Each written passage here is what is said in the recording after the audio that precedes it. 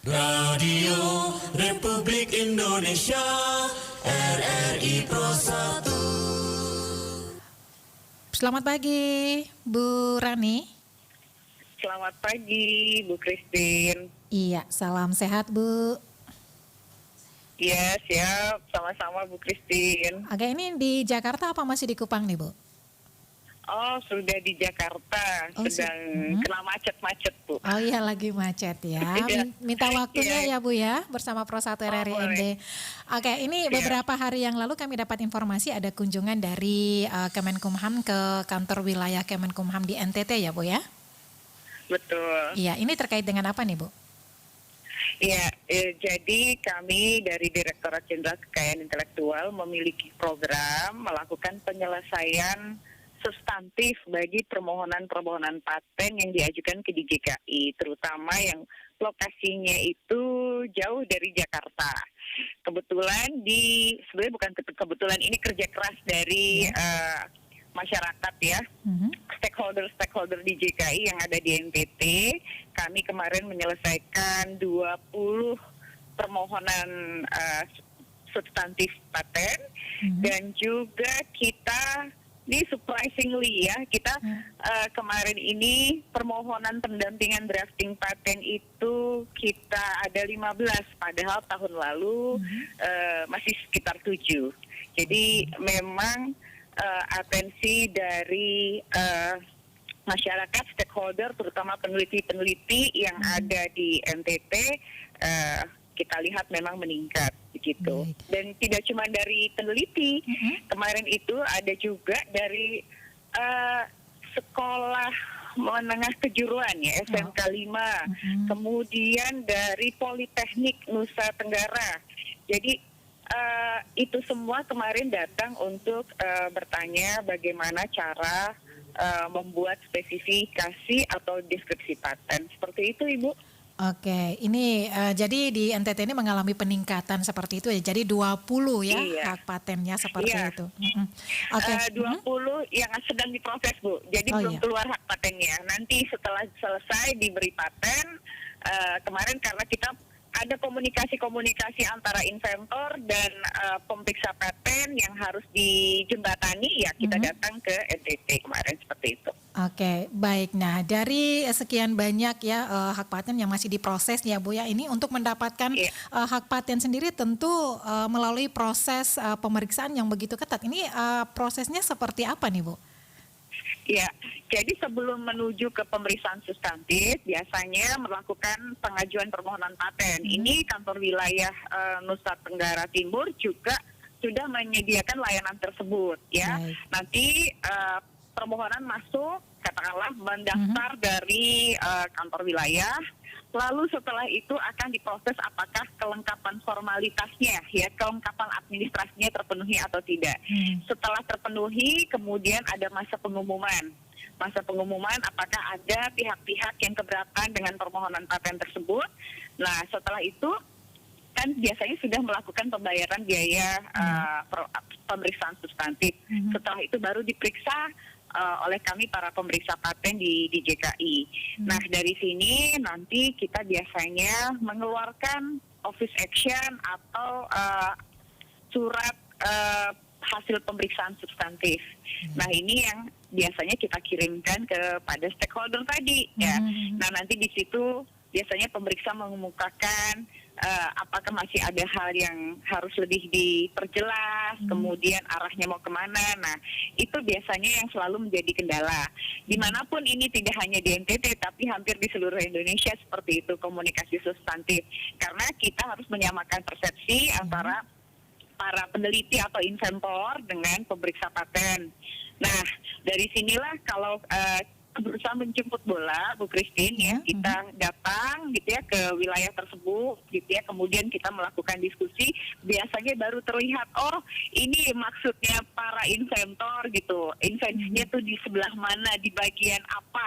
Nah, yang itu yang kita eksplor, kemudian kita bantu melakukan perbaikan-perbaikan sepanjang tidak memperluas ruang lingkup invensi.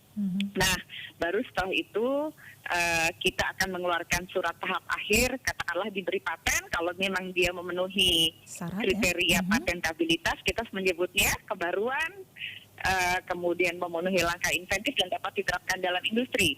Tapi kalau tidak ada unsur-unsur tersebut, kami menolak. Gitu. Oke. Biasanya itulah yang komunikasi tadi itu biasanya kita memperjelas, ya memperjelas mana saja yang kira-kira fitur-fitur mana saja yang bisa memenuhi patentabilitas tersebut. Begitu, Christine. Oke. Semoga bahasanya bisa dimengerti. Iya, dipahami ya. Ini Iya. mungkin dari masyarakat tentu akan bertanya ya, ini sebenarnya paten ini apa sih sebenarnya ya?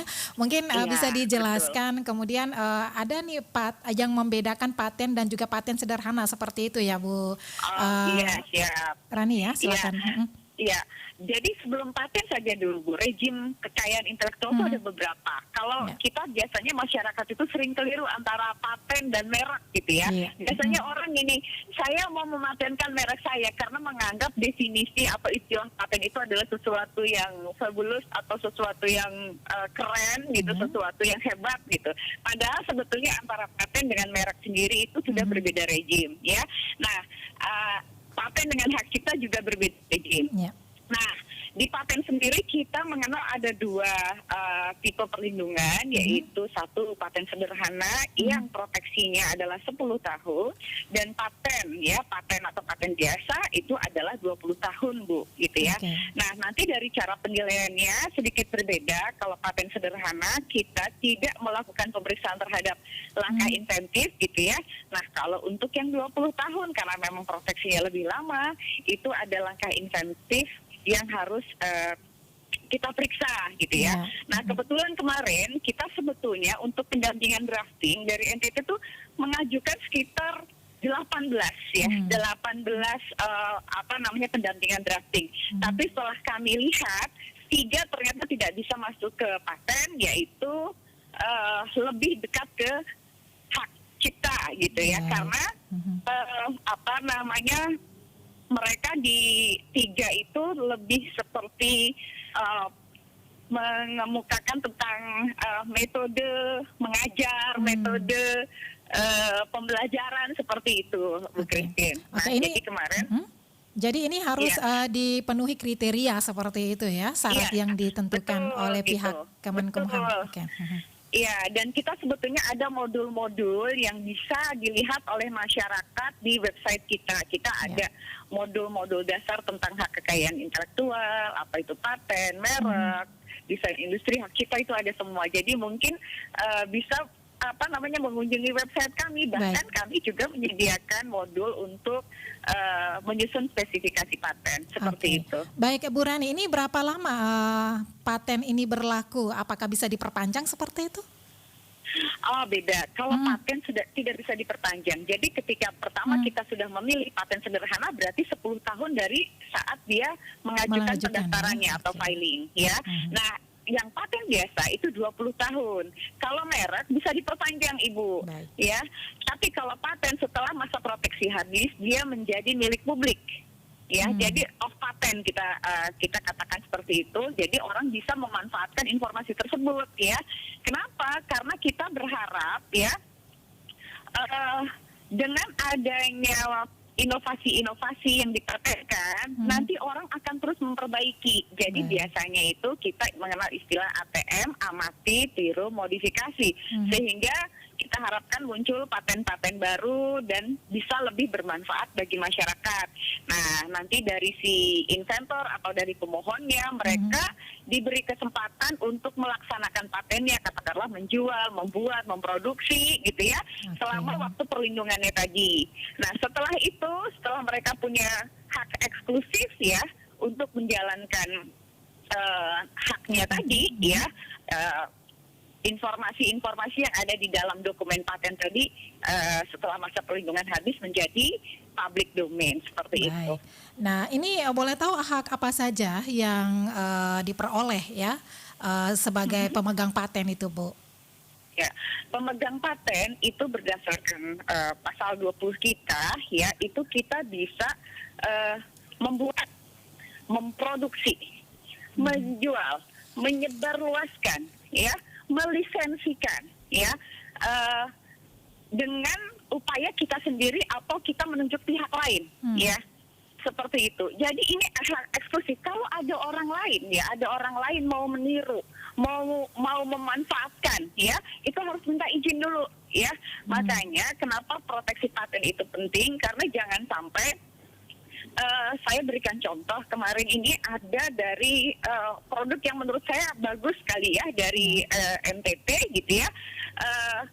Dari SMK 5 gitu, mereka berusaha membuat suatu alat untuk menenun gitu ya, alat menenun gitu ya. Nah ini biasanya kan digunakan oleh ibu-ibu ya. Nah ini sekarang oleh bapak-bapak juga bisa gitu, karena ada fungsi-fungsi tertentu yang bapak-bapak juga bisa nyaman menggunakan alat tenun tersebut. Nah itu kayak patennya ke kita ya. Nah ini nanti katakanlah milik SMK 5 gitu. SMK selama waktu katakanlah kalau dipaten dia bisa 10 tahun ya, secara penuh memanfaatkan invensi tadi ya untuk dijual, untuk sebarluaskan, dapatkan nilai komersialisasi dari upaya-upaya yang tadi sudah dilakukan, Bu. Oke. Seperti itu. Baik. Karena kan nanti ujungnya paten harus dijual, ada biaya pemeliharaan kan. Nah, kalau misalnya tidak ada nilai komersialisasinya, itu menjadi paten menjadi tidak berarti, Bu. Seperti Oke, itu. baik. Nah, dari contoh yang ada nih, Bu Rani ya, seperti yang Anda jelaskan. Nah, bagaimana ada mungkin dari beberapa masyarakat yang memanfaatkan ya atau menggunakan hak cipta seperti hak paten seperti itu. Ini tindakan yang bagaimana nih Bu yang dianggap sebagai pelanggaran hak paten nih Bu? Oke, pelanggaran itu kalau dia membuat atau memproduksi itu tidak izin dari yang pemiliknya, dari pemegang patennya. Iya, misalnya katakanlah dia, misalnya aja Ibu, misalnya Ibu punya produk ya atau punya barang dipinjam tetangga, gitu ya, kan harus minta izin. Kalau tidak namanya mencuri. Nah itu sama Bu, seperti itu analoginya. Oke. Ya, jadi harus ada izin. Izin misalnya izin artinya di mana membeli dari yang tempat yang memang sudah menyediakan oleh, ya. Iya, pemegang patennya gitu. Misalnya dia yang memproduksi di industri A gitu ya, atau di SMK 5 lah katakanlah misalnya seperti itu, ya harus ke sana gitu, seperti itu. Jadi misalnya nanti tempat-tempat yang lain mau menjual udah dapat izin belum? Nah, biasanya kalau ada minta izin biasanya ada royalti, dan itu pasti akan bermanfaat bagi inventornya gitu, karena mereka kreasi mereka, inovasi mereka gitu, itu kan harus dihargai gitu ya, hasil jerih payah mereka itu, sehingga mereka akan lebih bersemangat lagi menciptakan inovasi-inovasi seperti itu. Oke, sejauh ini dari pandangan Anda selama berkunjung di NTT ini apa yang Anda lihat terkait dengan paten ini Bu Rani? Iya, jadi saya lihat ya di Nusa Tenggara itu banyak juga pengajuan paten itu berdasarkan kekayaan alam dan ini apa namanya kearifan lokal ya. Sebagai contoh tadi alat tenun ya. Kemudian ada juga permohonan yang masuk itu adalah mie ya, makanan mie gitu, itu dari rumput laut, karena NTT penghasil rumput laut seperti itu. Nah, bagaimana produk olahan dari hasil alam tadi itu diproses ya, diproses menggunakan teknologi tertentu sehingga misalnya katakanlah bisa lebih lama gitu disimpan, atau misalnya bisa digunakan sebagai alternatif pangan yang lain. Seperti itu Ibu. Oke, yang kita lihat potensi dari NTT akan besar ke sana nanti. Ya. Misalnya katakanlah NTT terkenal dengan vanili gitu ya, vanili alor gitu ya. Nah nanti ke depannya mungkin perlu teknologi tertentu supaya bagaimana cara memproses vanilinya itu menjadi lebih baik. Nah itu kan butuh teknologi. Hal-hal seperti itu nanti mungkin bisa menjadi inspirasi bagi masyarakat NTT seperti itu. Menempatkan apa yang ada di daerahnya. Oke, tentu ini menjadi masukan ya buat dinas terkait ataupun pemerintah setempat ya, untuk lebih membuat yang terbaik ya bagi masyarakatnya. Oke, apa yang menjadi himbauan Anda nih Bu Rani? Ya, kalau dari saya adalah tetap terus berkarya gitu ya, tetap bersemangat dalam membuat inovasi-inovasi, jangan menyerah. Kalau mengajukan permohonan paten nanti bisa datang ke kantor wilayah untuk mendapatkan penjelasan. Nanti ketika penjelasannya itu membutuhkan informasi yang lebih advance gitu ya, nanti dari Direktorat Jenderal Kekayaan Intelektual kami akan melakukan program-program menjemput bola seperti penyelesaian substantif kemarin ya, dan karena penyelesaian substantif tidak hanya menyelesaikan substantif, tapi kami kemarin juga berkunjung ke beberapa sekolah yang mereka punya inovasi-inovasi seperti itu. Jadi kita selalu ada untuk masyarakat seperti itu, Ibu. Oke, baik. Terima kasih Ibu Rani untuk waktunya pagi hari ini. Terima kasih. Baik, selamat pagi, selamat kembali beraktivitas. Selamat pagi, Bu Christine. Radio Republik Indonesia RRI Pro 1